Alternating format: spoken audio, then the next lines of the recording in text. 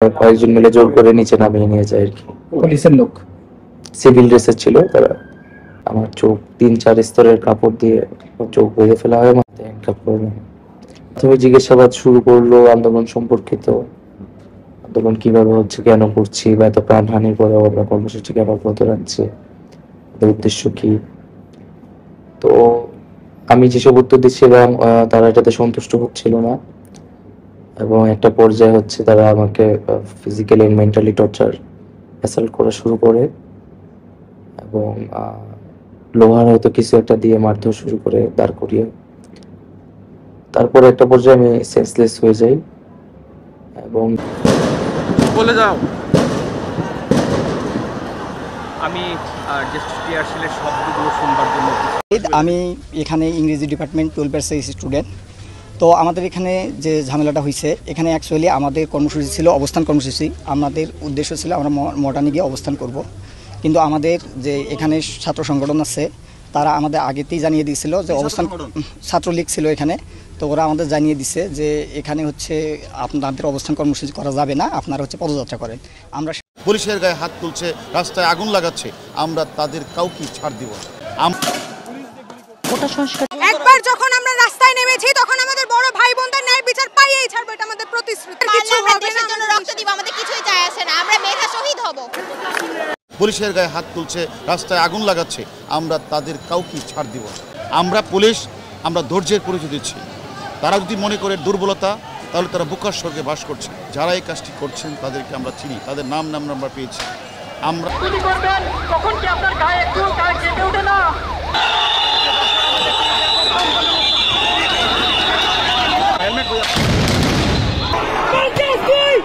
ছাত্রছাত্রী যারা রয়েছে তারা বেশ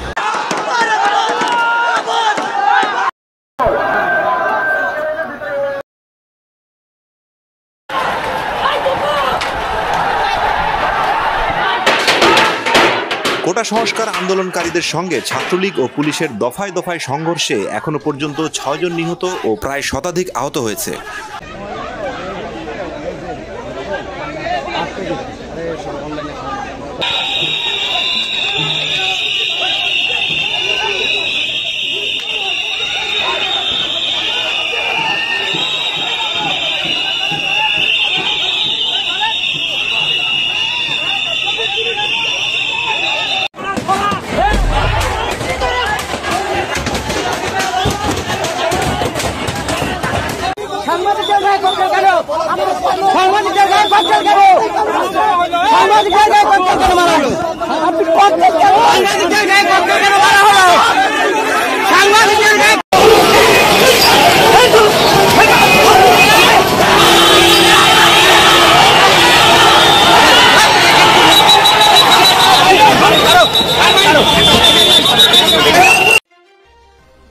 ভয়ঙ্কর বিভৎসতার মধ্য দিয়ে গেল দেশ এবং এখনো যাচ্ছে।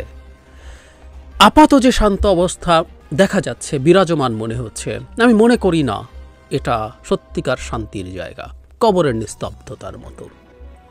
এদেশটাকে আসলে কবর বানিয়েই ফেলা হয়েছে। বাংলাদেশে কোনো আন্দোলনে, আমরা যে কোনো ফর্মের আন্দোলন, আমি স্বাধীনতার পরের কথা বলছি, যেখানে 3-4 দিনে 170 জনের বেশি মানুষ হত্যা করা হয়েছে, এরকম কোনো ঘটনা বাংলাদেশের ইতিহাসে ঘটে নাই। সো বাংলাদেশের স্বাধীনতার পর এত রক্তপাতপূর্ণ, এত রক্তক্ষয়ী আন্দোলন আর হয়নি।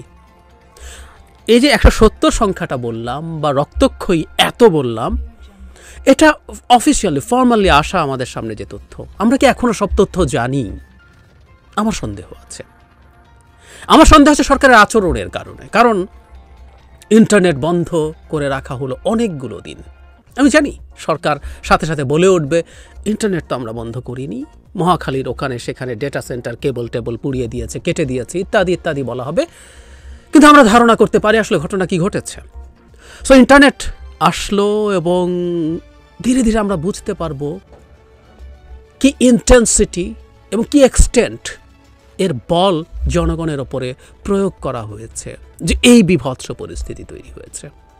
মানে অফিসিয়ালি আমরা যে তথ্য পেয়েছি সেটাই ভয়ঙ্কর, আরও তথ্য আমরা আস্তে আস্তে পেতে থাকবো, আমরা বুঝতে পারবো কি বিভৎসতা চলেছে এই কয়েকটা দিন। যারা মারা গেছেন, যারা আহত হাজার হাজার হয়েছে। এই আহতদের মধ্যে ছাত্রলীগ আছে, নিহতদের মধ্যে ছাত্রলীগ আছে, পুলিশ আছে। আমি আগেও বলেছি, আপনাদের হয়তো ভালো লাগবে না, প্রতিটা মৃত্যু সেটা যারই হোক না কেন, প্রতিটা আহত হওয়া, জখম হওয়া, সেটা ছাত্রলীগ হলেও আমি খুবই আহত বোধ করি। আমি আগেও বলেছি যে দেশের লিস্ট একটা ডেমোক্রেটিক প্রসেস যদি কাজ করত, ছাত্রলীগের ছেলেদেরও এসব করে বেড়াতে হতো না। আমরা কি খেয়াল করি যে স্বাভাবিক অবস্থায়ও ছাত্রলীগ করার নামে তারুণ্যের কি মারাত্মক অপচয় চারদিকে? আর দেশের এতগুলো মানুষ মারা গেল প্রথাগতভাবেই, এবং এতে কিছু আসে যায় না। আওয়ামী লীগ একটা জায়গাতেও আনপ্রেডিক্টেবল কিছু করে না।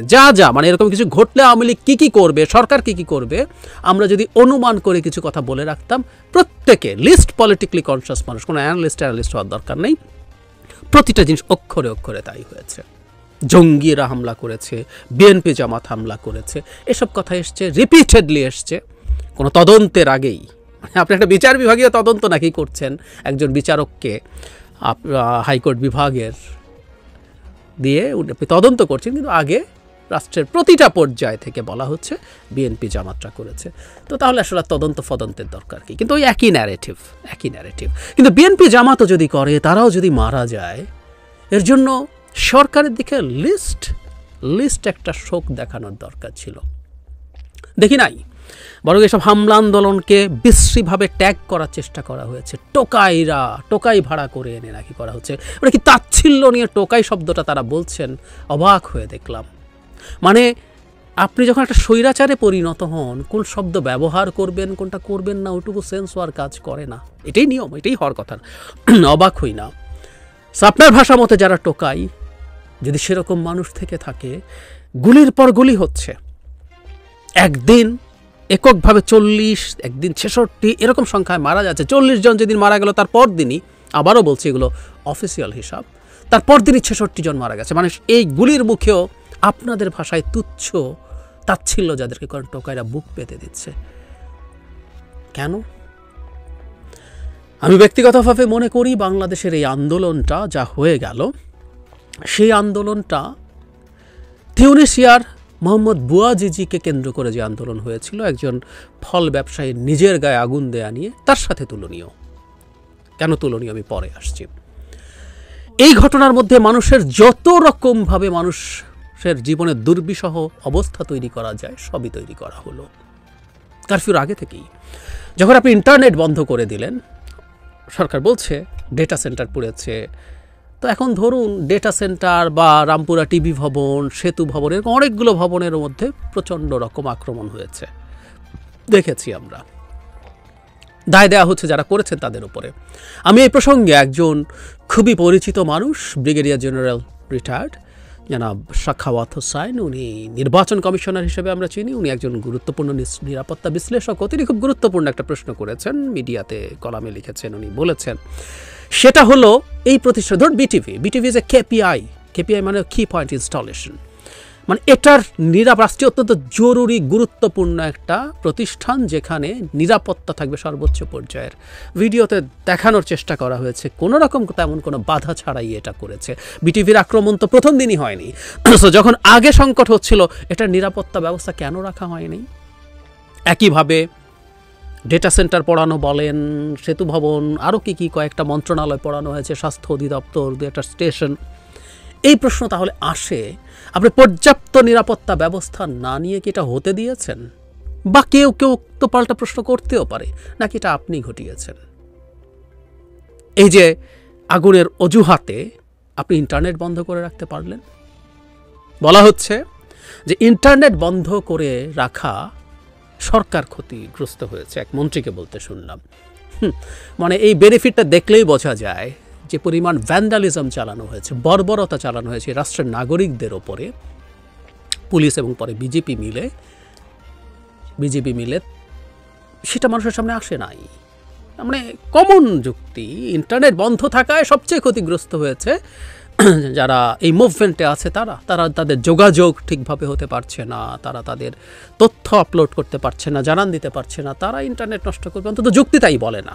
বেনিফিটেড সরকার হয়েছে এবং এইসব যোগাযোগ বন্ধ থাকা ইন্টারন্যাশনালি যে পরিমাণ তথ্য গ্লোবাল মিডিয়ার কাছে যাওয়ার কথা ছিল সেই পরিমাণ তথ্য প্রবাহিত হতে পারছে না। শুধু তাই না, আমি একজন বিখ্যাত গার্মেন্ট মালিকদের নেতা জনাব হাতেমকে আমি একটা টক শোতে বলতে শুনেছি ইন্টারন্যাশনাল কলও যাচ্ছে না, উনি ওনার বায়ারদের সাথে যে ফোনে কথা বলবেন সেটাও পারেন। আমরা বুঝতে পারি ইন্টারন্যাশনাল কলও তাহলে অফ করে রাখা হয়েছে যাতে বাংলাদেশের খোঁজ খবর বিদেশি মিডিয়ার কাছে খুব বেশি যেতে না পারে। তার মানে আপনি মানুষকে অন্ধকারে রেখে পরিকল্পিতভাবে ব্রুটালিটি চালিয়েছেন, সেজন্য এটা করেছেন। এবং এই ইন্টারনেট বন্ধ থাকার কারণে কি নাভিশ্বাস জনজীবনে উঠেছে আমরা তো দেখতে পাচ্ছি। আর সব সরিয়ে রাখি, বিদ্যুতের প্রিপেইড মিটারের রিচার্জ করা যায় না, আমি নিজে সেই সংকটে পড়েছি। গ্যাসের কারো আছে প্রিপেইড মিটার, বা কেউ দুটোর সংকটে পড়েছে, হাতে টাকা নেই, এটিএম কার্ড থেকে টাকা তোলা যাচ্ছে না, এটিএম বুথ থেকে। মানে সংকটের কোনো শেষ নাই, বিভৎসতার কোনো শেষ নাই। ছোট ছোট ব্যবসায়ীদের যারা ইন্টারনেট ভিত্তিক ব্যবসা করে তাদের ব্যবসা ধ্বংস হয়ে পড়ে বসে আছে। তার চাইতে জরুরি কথা, ইন্টারনেটকে ভিত্তি করে কিছু ফ্রিল্যান্সার কাজ করছেন। গার্মেন্ট ইন্ডাস্ট্রি, বড় ব্যবসায়ীদের কথা যদি চিন্তা করি, জনাব হাতেমের কথা ওনাকে রেফার করে বলছি, জনাব হাতেম বলছেন যে আমি যোগাযোগ করতে পারছি না, 2-4 দিন যাওয়ার পর দেখা যাবে এই অর্ডার আমার দেশে আর আলটিমেটলি থাকবে না, কারণ বাংলাদেশে যদি আনস্টেবল এই অবস্থা হয়ে থাকে তাহলে বাংলাদেশকে অর্ডার কে দেবে? এই অর্ডার উনি বলছেন ভিয়েতনাম, কম্বোডিয়া, চায়নায় চলে যাবে, হুইচ ইজ ভেরি রাইট। না হয় হাতেম সাহেবের মতো মানুষরা এই ধাক্কা সামাল দিতে পারবেন, দেশের ক্ষতি আছে, কিন্তু এই যে ফ্রিল্যান্সাররা যারা বছরের পর বছর চেষ্টা করে একটা জায়গায় পৌঁছেছেন, তারা তাদের বায়ারদেরকে, ক্লায়েন্টদেরকে হারিয়ে ফেলবেন। একটা সময় দেখা যাবে এই কাজগুলো আর বাংলাদেশে আসছে না। এবং সত্যিকার অর্থে বাংলাদেশে যদি এই আনস্টেবল সিচুয়েশন হয় তাহলে বাংলাদেশকে কে কাজ দেবে? কিন্তু সরকার আসলে কিছু আসে যায় না, আমরা বাঁচি মরি শেষ হই, কিছু আসে যায় না। সরকার জনগণ সুখে আছে কি নাই তাতে তার নীতিগত লিস্ট একটা ভ্রুক্ষেপ নাই, কারণ একটা গণতান্ত্রিক ব্যবস্থা নাই, লিস্ট একটা নির্বাচন নাই, এটা হবারই কথা। একেবারেই আনপ্রেডিক্টেবল কিছু না।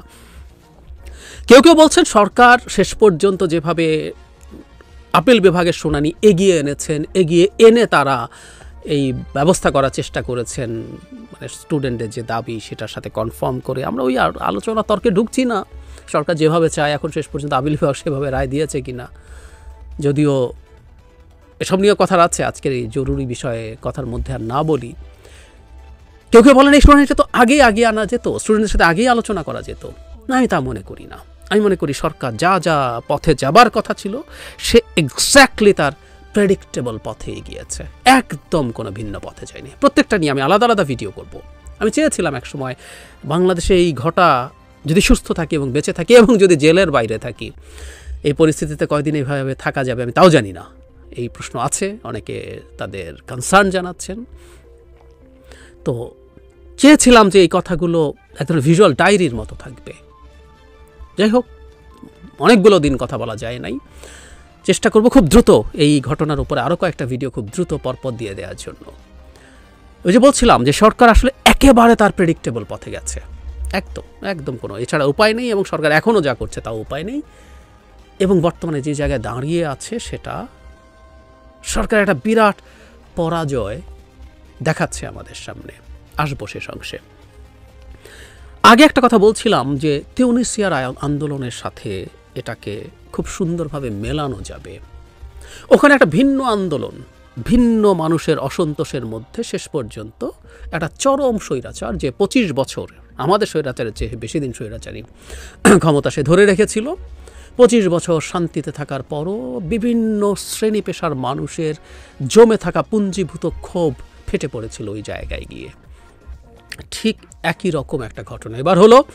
কোটার যে আন্দোলন, তার মধ্য দিয়ে সরকার বলবে এটাকে সামনে রেখে বিএনপি, জামাত, জঙ্গিরা এটা করেছে সেটা করেছে, মানে একটা কারাগার ভেঙে চুরে অস্ত্র লুট হয়েছে, 85টার কয়েদি সব বের করে দিয়েছে সরকারের। এই হলো নিরাপত্তা ব্যবস্থা যখন সারা দেশ সংকটের মধ্যে আছে। এগুলো কেন হয়, কারা করে, এই দেশের জনগণ ধারণা করতেই পারে, কারণ এগুলো হলেই তো আপনি আসলে দেশটাকে যেভাবে শান্ত করছেন সেভাবে করতে পারবেন। আসবো সে জায়গায়। যাই হোক, আপনি এই আন্দোলনটা শুরু হলো, তার মধ্যে এটা হয়েছে সাধারণ মানুষ আমরা সব চলে যাওয়ার আগ পর্যন্ত যথেষ্ট পরিমাণ ছবি আমরা আমাদের সোশ্যাল মিডিয়াতে দেখেছি। টিভিতে রেস্ট্রিকশন আছে বলে বিশ্বাস করি, তারপরও টিভিতে আমরা যখন দেখলাম সেখানে দেখতে পেলাম সাধারণ মানুষজন রাস্তায় আছে এবং আপনাদের ভাষা যারা টোকায় তারা সাধারণ মানুষ। হ্যাঁ, একজন প্রধানমন্ত্রী, একজন মন্ত্রী, একজন রাষ্ট্রপতি এই রাষ্ট্রের যতটুকু মালিকানা হোল্ড করেন, ওই টোকাই, আপনারা যাকে তাচ্ছিল্য করে টোকাই বলেন, ওই টোকাইয়েরও সেম হিস্সা আছে রাষ্ট্রে। ইয়াস, কথার কথা না, আমি বাস্তবতায় বিশ্বাস করি। সো সে তার অসন্তোষ, অন্যর অসন্তোষ, ইভেন আমি বহুবার বলেছি কোটার স্টুডেন্টরা এতটা নামতো না তার যদি এই বিভৎস রকম বেকারত্ব না থাকতো, ওর যদি প্রাইভেট সেক্টরে অনেক ভালো জবের স্কোপ থাকতো।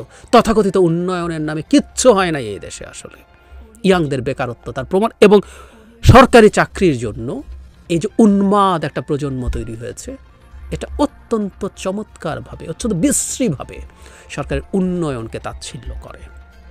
সো ক্ষোভ আছে সবার। ইভেন যে ছেলেটা কোটার জন্য নেমেছে ওর পরিবারেও শান্তি নাই।